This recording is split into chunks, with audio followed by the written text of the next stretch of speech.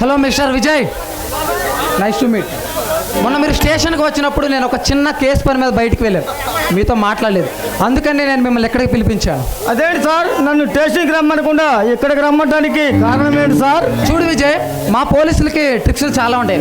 మేము ఎక్కడెక్కడ మాట్లాడుకోవాలో వాటిని ఎక్కడ పరిష్కరించుకోవాలో మాకు బాగా తెలుసు. ఆ కేసు భాగంలో నేను మిమ్మల్ని ఎక్కడికి పిలిపించాను. అదేంటి సార్, నేను మీకు మామూలుగా కంప్లైంట్ చేయడానికి వచ్చాను సార్. మామూలుగా వచ్చానని మీరు అనుకుంటున్నారు, కానీ మా ఎత్తుగళ్ళు మాకుంటాయి. నువ్వు పనిచేస్తుంది ఓ కరుడు కట్టిన కసాయి అసుర కంపెనీలో. నువ్వు ఢీ కొంటుంది సామాన్యుని కాదు. నువ్వు వాడితో వైరం పెట్టుకుంటే వాడు నిన్ను ఫాలో అవుతాడు. అందుకనే వాడు వేసే ఎత్తుకు పై ఎత్తు వేయటానికే ఇదంతా. సరే విజయ్, ఏం జరిగింది నిజం చెప్పండి. ప్రభుత్వం ఇచ్చిన స్థలాలలో గుడిసెలు వేసుకు జీవిస్తున్న బడుగు జీవుల గుడిసెలకు పట్టించి ఆ అసుర కొత్త కడుతున్న ఫ్యాక్టరీని అక్కడ నిర్మించాలని చూస్తున్నాడు.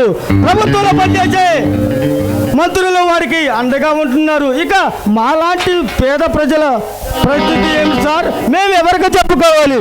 మీరు నీతి నిజాయితీ గల పోలీస్ ఆఫీసర్ అని మీతో కలవటానికి వచ్చాను. చూడు విజయ్, మనం ఎలా ఆలోచిస్తే అలానే తయారవుతాం. మనం బలహీనులుగా ఆలోచిస్తే బలహీనులుగా మారిపోతాం. అదే శక్తివంతంగా ఆలోచిస్తే శక్తివంతంగా మారిపోతాం. మనపై మనకున్న నమ్మకమే శత్రువు గుండెలో వణుకు పుట్టిస్తుంది. మనపై మనకున్న అపనమ్మకమే శత్రువు బలాన్ని పెంచుతుంది. అనుక్షణం శత్రువు గుండెల్లో వణుకు పుట్టించాలన్నదే ఎన్కౌంటర్ అజయ్ సిద్ధాంతం. మీరు ధైర్యంగా ఉండండి, దేనికి భయపడవద్దు. మీరు అసురం మీద కంప్లైంట్ చేయడానికి వచ్చారంటే మీరు సామాన్యులు కాదని అర్థమవుతుంది. మీ గుండెలో ధైర్యం చూసి మీరు మగాడని ఒప్పుకుంటున్నాను. మీ మాటలు వింటుంటే ఖచ్చితంగా జరగబోయే ఈ రణరంగంలో మనం విజయం సాధిస్తాం సార్. మీరు మాకు అండగా ఉంటే విజయం మనదే సార్. చూడు విజయ్, మీరేం చేసినా చట్టానికి లోబడి చేయండి, చట్టాన్ని అతిక్రమించవద్దు. మీ గుండెలో ధైర్యం నాకు బాగా నచ్చింది. మీరు నన్ను సార్ అని పిలవక్కర్లేదు, జస్ట్ అజయ్ అని పిలవండి. Okay sir. విజయ్, మళ్ళీ సార్ అంటున్నావు. ఓకే అజయ్. చూడు విజయ్, నేనొక్కడే నీతి నిజాయితీగా పనిచేస్తే వాడిని ఏమీ చేయలేను. మీలాంటి వారి సహకారులు అంటేనే మంత్రుల అండదండలతో వాడు చేస్తున్న అరాచకాలను అడ్డుకట్ట వేయగలం, అణచివేయగలం.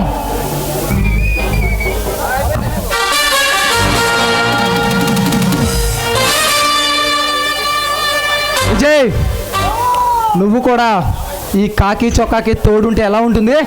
రెండు కాకి చొక్కాలు కలిస్తే ఆ అసుర కట్టుకున్న కుంభస్థలం బద్దలవ్వాల్సిందే. వాడికేక నిద్ర అనేది ఉండకూడదు. వాడు ఉండాల్సింది అక్కడ శ్మశానంలో. ఇక్కడ ఉండాల్సింది పేద ప్రజలు. వాళ్ళ కడుపు నిండా అన్నం తినాలి, సంతోషంగా వారి ముఖంలో చిరునవ్వు ఉండాలి. అలాంటి వారిని మోసం చేసిన వారు ఎన్నటికీ భూమి మీద మిగిలి ఉండరు. పేద ప్రజల కోసమే మనం ఇదంతా చేస్తున్నాం. అది వాళ్ళకి అర్థమైతే చాలు. ఓకే విజయ్, మీరు నాకు టచ్లో ఉండండి, మళ్ళీ కలుద్దాం.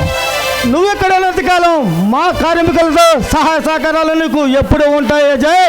ఇక కార్మికుల పనికి కాకిటేస్తాడైతే ఎలా ఉంటుందో వాడికి రుచి చూపిద్దాం. విజయ్, నేను ఇక్కడికి వచ్చిన ముందు మరొక స్టేషన్లో ఉన్నాను. అక్కడున్న ప్రజలు ఎలా ఉండేవాళ్ళో తెలుసా? కనపడగానే సెల్యూట్ చేసేవాళ్ళు. కానీ ఇక్కడ మొత్తం అంతా వేరు. ఈ ప్రపంచమే ఇక్కడ వేరు. కానీ ఇక్కడున్న ప్రజలను కాపాడుకోవడం మన బాధ్యత. వారిని మనం కాపాడుకోవాలి. వారి కోసమే మన జీవితాలు ఉన్నాయి. వారిని ఎప్పుడు సంతోషంగా ఉంచి వాళ్ళకి ఏ లోటు లేకుండా చూడాలి. మీ సహకారాలు నాకుంటే ఇక్కడ రౌడీ అనేవాడు ఎవ్వడు ఉండడు. ఇక్కడ ఉండాల్సిందలా పోలీస్, ఎన్కౌంటర్ పోలీస్ పేరు మాత్రమే వాళ్ళకి వినపడాలి. ఓకే విజయ్, టచ్లో ఉండు, మళ్ళీ కలుద్దాం. ఓకే అజయ్, మళ్ళీ కలుద్దాం.